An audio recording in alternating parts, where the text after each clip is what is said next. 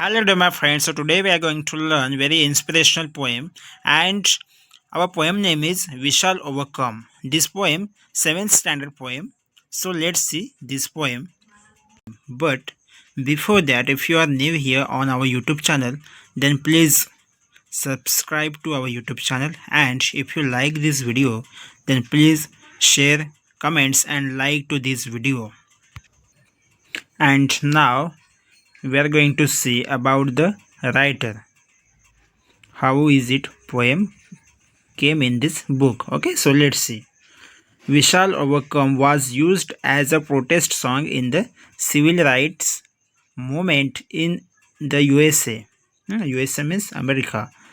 The song expressed unity, determination to fight injustice and hope. This song has many versions.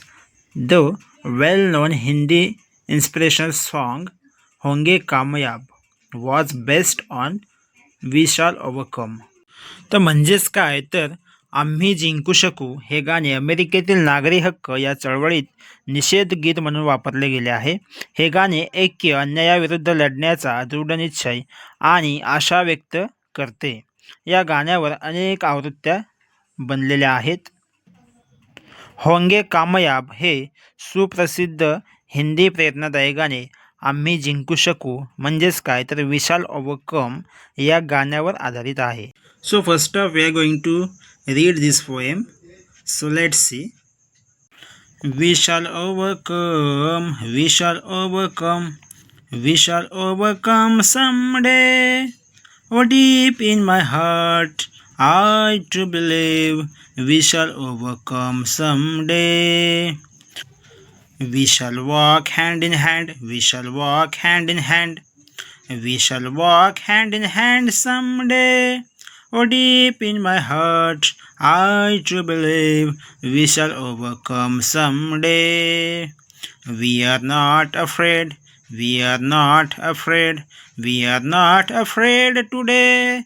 Oh, deep in my heart, I to believe we shall overcome someday. The truth shall make us free, the truth shall make us free, the truth shall make us free someday. Oh, deep in my heart, I to believe we shall overcome someday. We shall live in peace, we shall live in peace, we shall live in peace someday.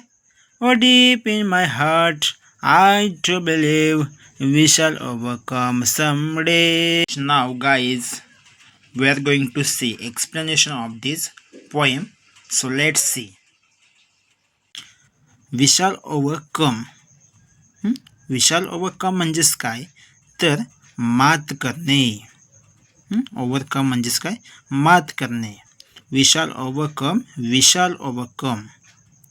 कवी म्हणतोय की आपण मात करूयात, आपण मात करूयात वाईट गोष्टींवरती, संकट आलेल्या गोष्टींवरती आपण मात करूयात. We shall overcome someday. आणि आपण एक दिवशी नक्कीच ह्या गोष्टींवरती काय करूयात मात करूयात असं पोएट म्हणतोय.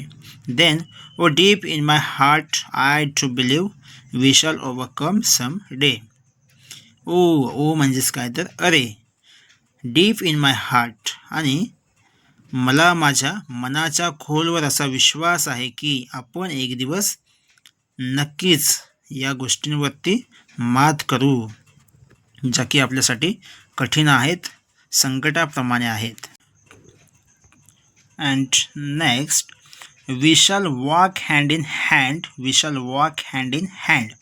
विल मीन्स वॉट तर हा वी शॅलचा शॉर्ट फॉर्म आहे. Okay. We shall walk hand in hand म्हणजेच काय तर आपण सर्वजण हातामध्ये हात घालून चालूयात. We shall walk hand in hand. आपण हातामध्ये हात घालून चालूयात.